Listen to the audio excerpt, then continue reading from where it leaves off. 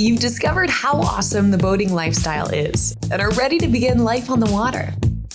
Today, we're going to cover the basics of handling a boat with confidence. First, make sure the boat has enough fuel. If your boat's engine is in an enclosed compartment, run the blower for at least 4 minutes per the manufacturer's recommendation prior to starting the engine. This gets rid of any fumes in the engine compartment. Attach the engine cutoff switch.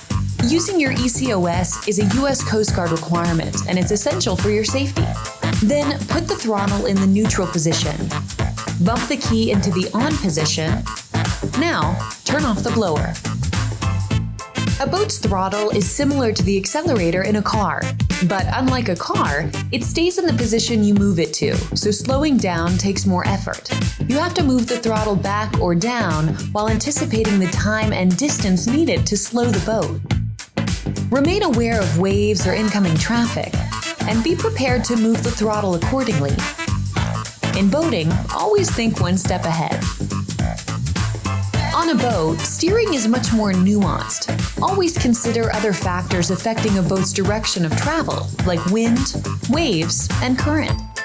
Boats handle differently in different conditions, and a turn of the helm may not always change the boat's direction as quickly or precisely as you would like. It takes practice to navigate in tight or slow spaces, like in a channel, cove, or at the dock, so always be cautious of speed. With experience comes confidence. Docking is one of the most common and important maneuvers to learn. Watch our Docking Like a Pro episode to explore even more. To put it simply, boats don't have brakes. So first, become familiar with your boat and how much distance is needed to safely slow it down. It's likely much more than you would expect. With the basics under your belt, you'll want to learn the finer points of driving a boat, like trimming. Trim is simply the running angle of the boat as it makes its way in the water. When we adjust the trim, we're either raising or lowering the bow. Trim is different on every boat, so trial and error is the best way to learn. Remember, shifts in weight distribution, like passengers moving from one area of the boat to another, can cause large changes in trim. Safely handling a boat relies on situational awareness.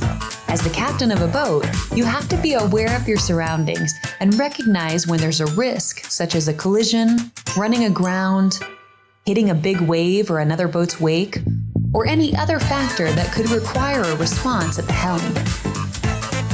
You can have the time of your life on the water, and we're here to help you along the way. So visit the link below for more boating tips and subscribe to this channel. See you on the water.